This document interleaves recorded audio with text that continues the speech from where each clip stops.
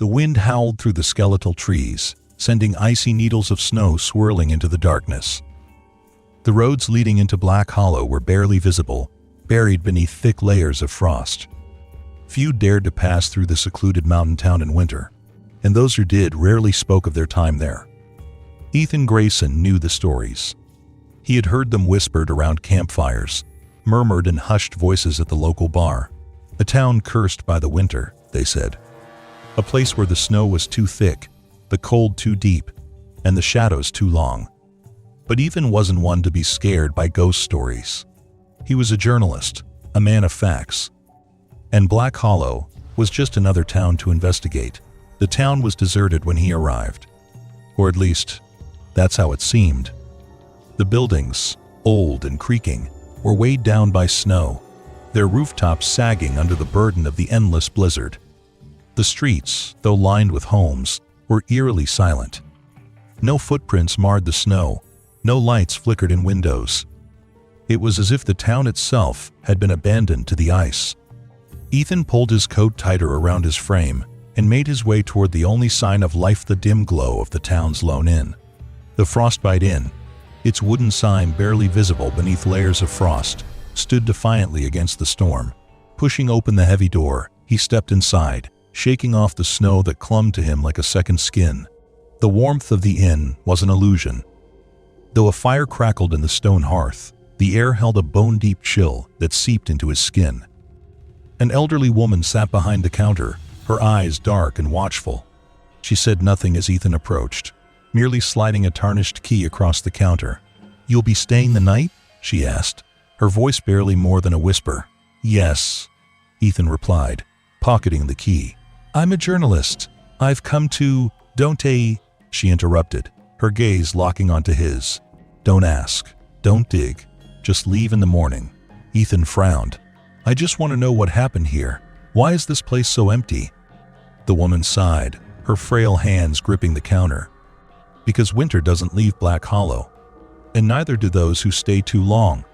A shiver ran through Ethan, but he forced a smile. "I'll be fine." She said nothing more, only watching as he took the key and made his way up the stairs. His room was small but functional, with a single window overlooking the snow-blanketed street. The bed was stiff, the blankets thin. As he settled in, he noticed something out the air in the room was colder than it had been in the hallway. The wind outside howled louder, rattling the glass panes as if trying to break through. Sleep came uneasily. He dreamt of voices whispering his name, of shadows moving through the snow, their eyes gleaming like ice. He woke with a start, the room darker than before. The fire in the hearth had gone out. The only light came from the window, where the snow seemed to glow unnaturally bright. And then he saw it. A figure stood in the snow, just beyond the glass. Tall and gaunt, it wore tattered frost-covered robes. Its face was obscured by a thick veil of ice, but its eyes pale, lifeless, bored into his. Ethan's breath caught in his throat. He scrambled from the bed, reaching for his camera. But the moment he blinked, the figure was gone. The snow outside was undisturbed, pristine, as if nothing had stood there at all. A knock at his door made him jump. He turned, heart hammering. The old woman stood in the hallway, her face pale as death. "You saw it, didn't you?" she murmured. Ethan nodded slowly, her lips pressed into a thin line. "Then you need to leave. Now." "But what was it?" he demanded. "What's happening in this town?" She hesitated before speaking. "Winter is alive here. It hungers. It watches. And once it marks you, it never lets go."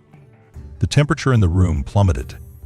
Frost spread across the walls, creeping toward him like skeletal fingers. The old woman gasped, backing away. "It's too late."